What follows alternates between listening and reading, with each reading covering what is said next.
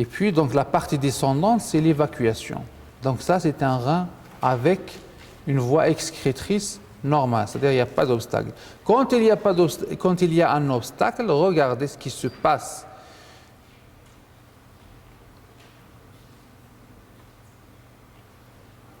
C'est ce qui est en rouge.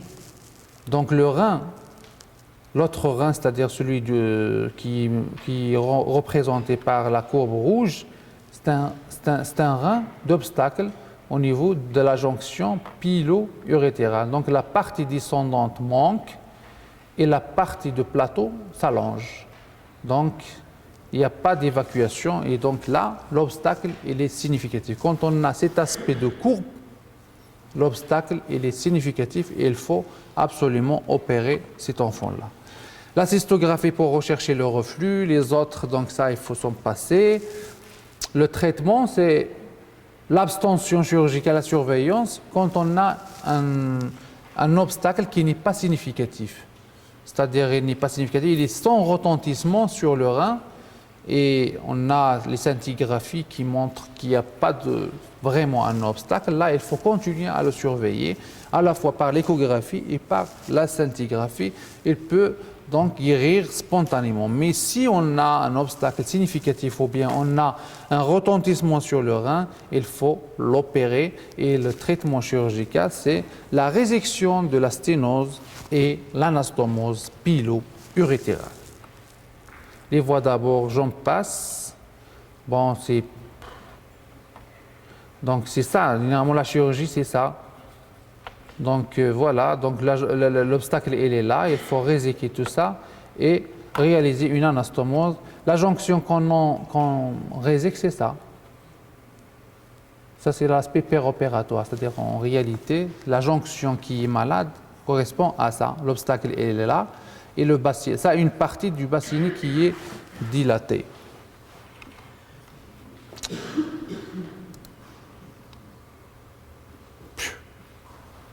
Ça se bloque.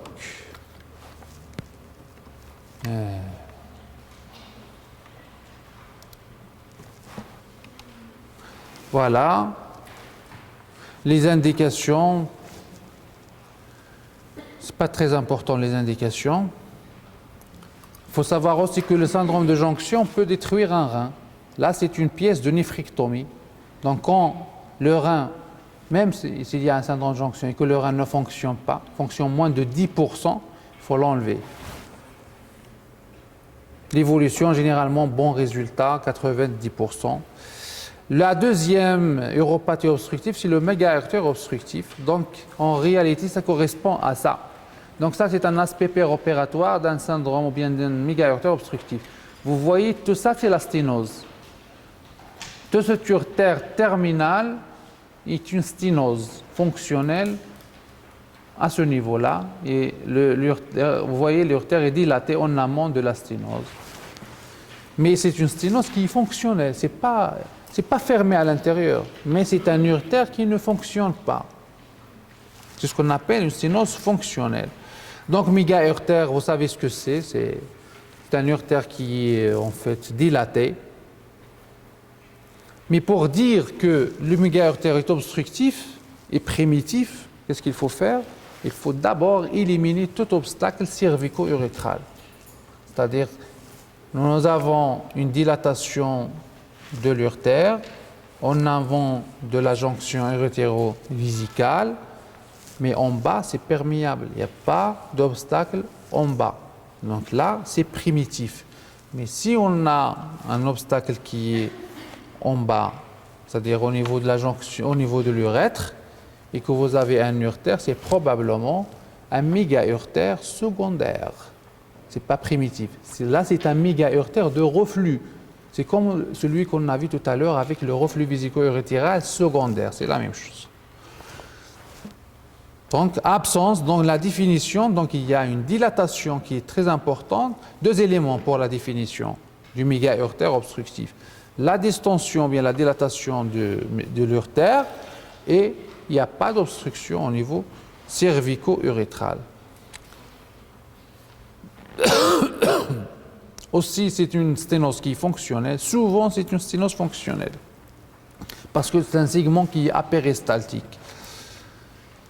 Bien sûr, ce segment il est le siège de lésions histologiques, désorganisation au niveau de 6 couches musculaires, fibrose. C'est l'équivalent d'une achalasie. C'est comme le mégacolon congénital ou bien la maladie d'Hirschsprung. La maladie d'Hirschsprung, vous avez le rectum ou bien le rectum ileosigmoïde qui est achalasique. C'est la même chose, c'est l'équivalent en fait. Au niveau du rein. Bien sûr, le parenchyme rénal peut être le siège de dysplasie, d'atrophie, de perte de fonction, ça c'est clair. L'épidémiologie, donc c'est la deuxième. Ça touche surtout les filles et pas les garçons. Parfois c'est bilatéral. Les circonstances. Alors là, en plus du diagnostic anténatal, comme pour toutes les uropathies malformatives, là, c'est pas la même chose que le syndrome de jonction pilio-urétérale. Le méga-urtère obstructif, il est le deuxième pourvoyeur d'infections urinaires après le reflux. D'accord? Parce qu'il y a une stase en amont de la jonction, c'est-à-dire vous avez une dilatation qui est très importante de l'urtère et des calices du bassinet, et il y a bien sûr une stase, et donc il peut donner une infection. Voilà, donc le diagnostic, c'est la même chose. C'est comme pour le syndrome de jonction, l'échographie, la scintigraphie, etc. L'UV, bon, ça c'est l'aspect UV, mais l'UV ne garde pas de place pour le diagnostic. C'est uniquement, maintenant pour les uropathies obstructives, uniquement 2 examens qu'il faut utiliser.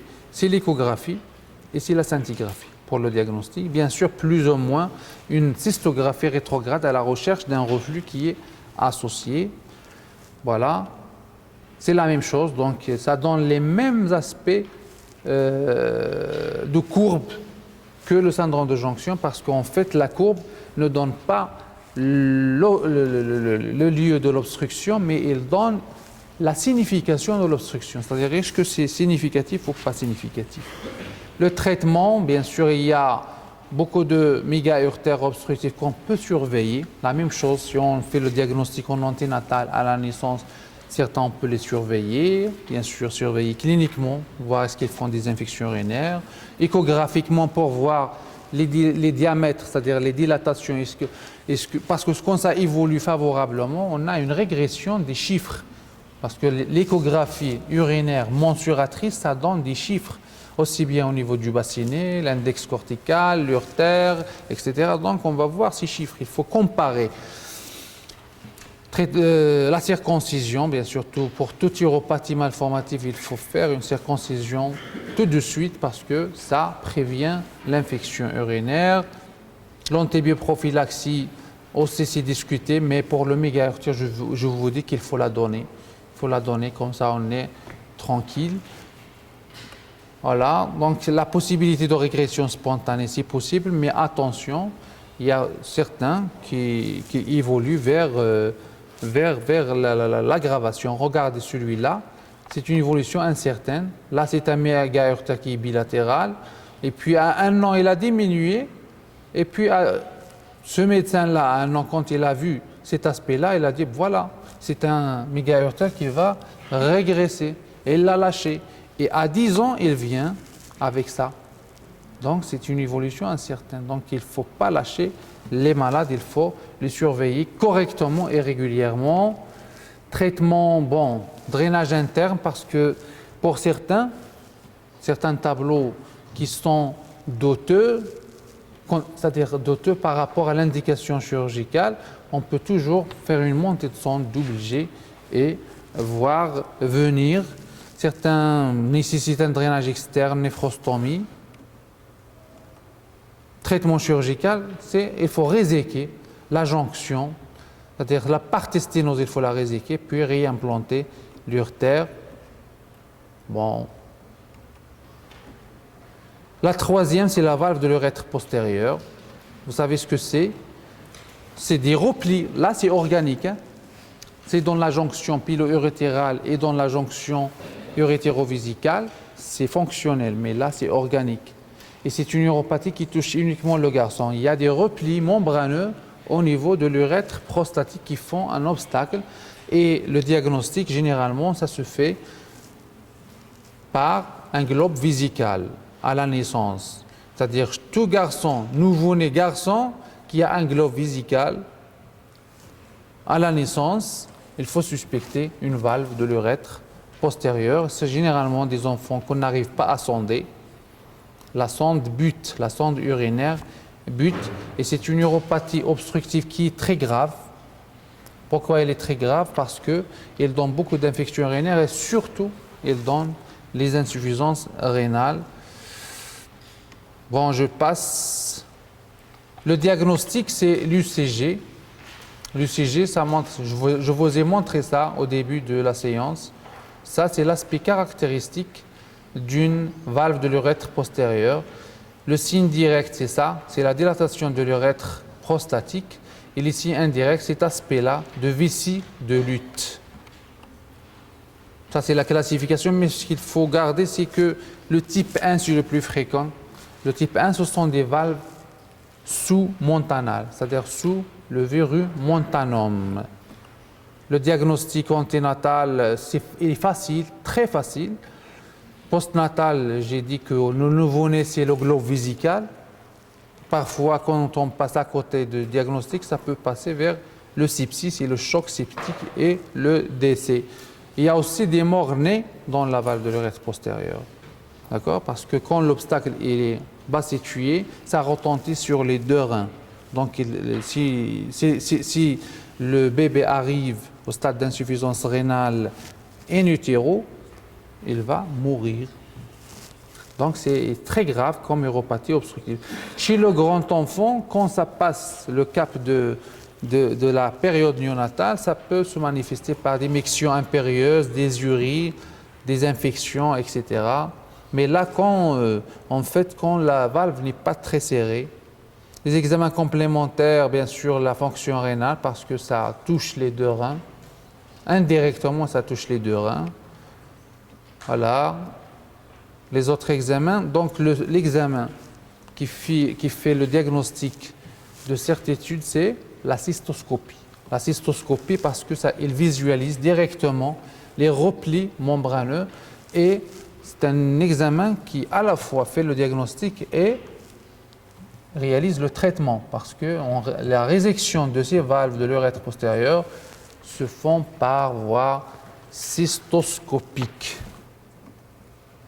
Les diagnostics différentiels, donc là j'ai mis une liste de diagnostics différentiels, mais ce qu'il faut retenir, que le principal diagnostic différentiel de la valve anti-reflux, c'est la dysynergie vésico-sphinctérienne.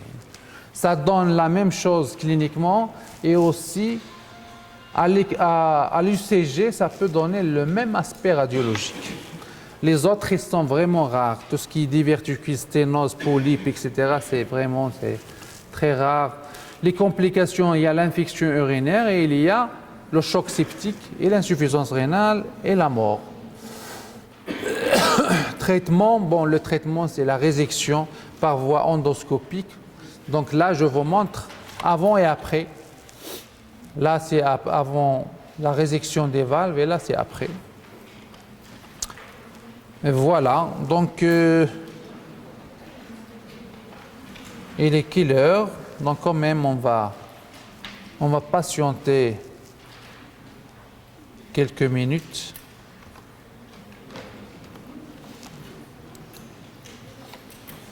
Alors,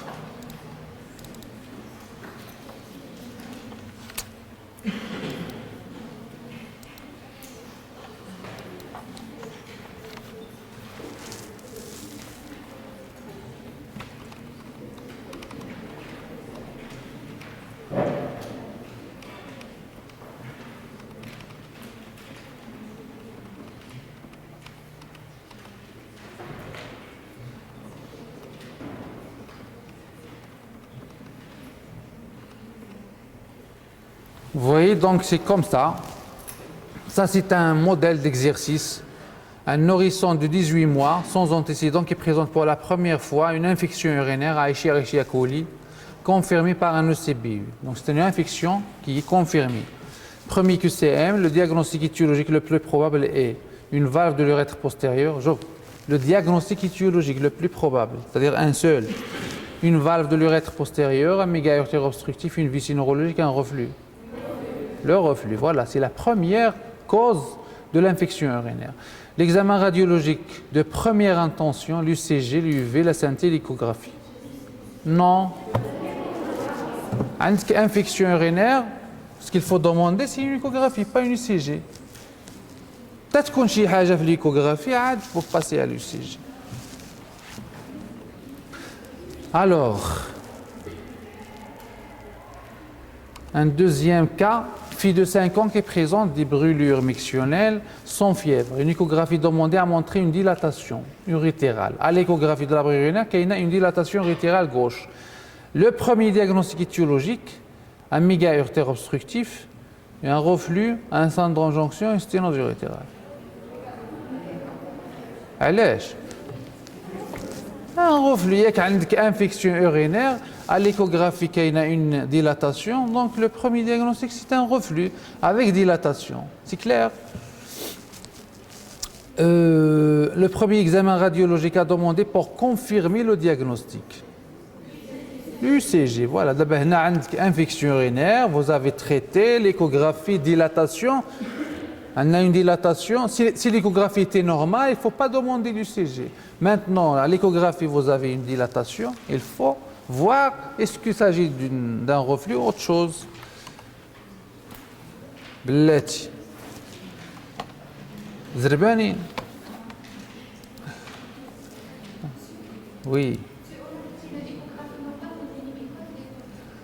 Oui. Pardon?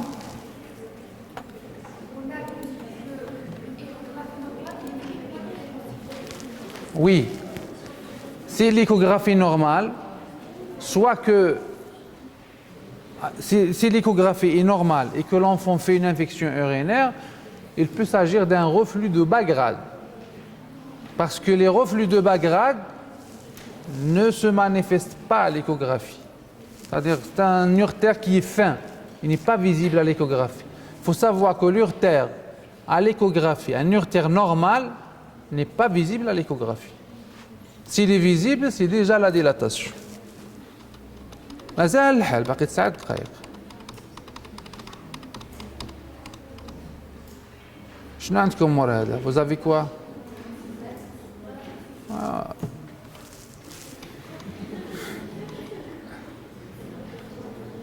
Le lupus.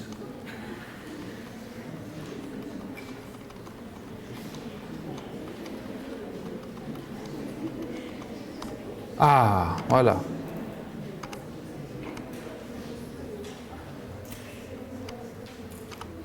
Voilà. Donc ça, c'est un type de QCM. Parmi les uropathies obstructives, lesquelles sont hautes.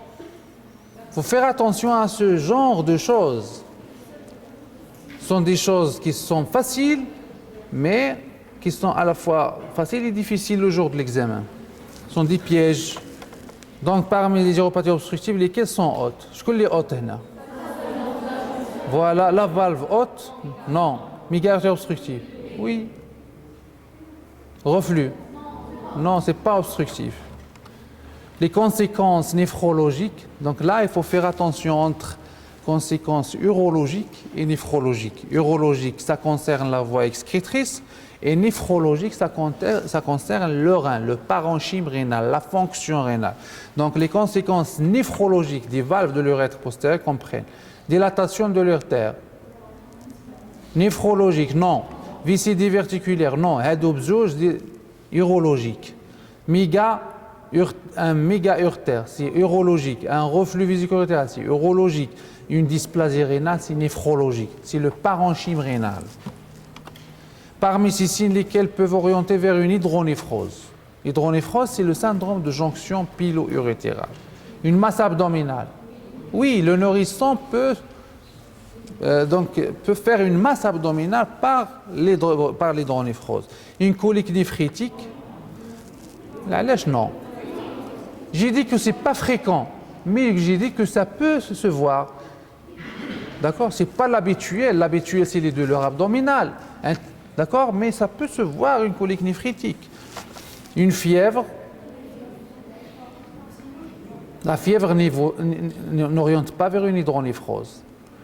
La fièvre oriente vers l'infection urinaire. Donc il oriente vers le reflux en premier et en deuxième lieu, le méga-urtère obstructif. Donc quand vous avez une infection urinaire fébrile, les deux premiers diagnostics étiologiques d'une uropathie malformative, c'est le reflux ou le méga-urtère obstructif, mais pas le syndrome de jonction. Le syndrome de jonction qui fait une fièvre, c'est un syndrome de jonction associé au reflux. Des crises de douleur abdominale, oui. Une valve de l'urètre postérieur peut se compliquer d'un choc hémorragique. Des chocs hémorragiques, aucune relation. Une insuffisance rénale. Oui, valve de l'urètre postérieur, la première complication, c'est l'insuffisance rénale. Une hydronéphrose, non. L'hydronéphrose, ça n'a rien à voir avec la valve. Une pyélonéphrite, oui. Une insuffisance hépatocellulaire, non. Parmi ces causes de l'hydronéphrose, laquelle est la plus fréquente? Visopolaire, polype, sténose fonctionnelle. Là, l'hydronéphrose, c'est le syndrome de jonction pilo-urétérale. Les causes. La cause la plus fréquente, est-ce que c'est fonctionnel? C'est fonctionnel, ce n'est pas organique. J'ai dit que le syndrome de jonction pilo-urétérale et le méga-urtère obstructif, c'est souvent fonctionnel. La valve de l'urètre postérieur, c'est organique parce qu'il y a des valves. Il y a un organe qui est anormal. Merci.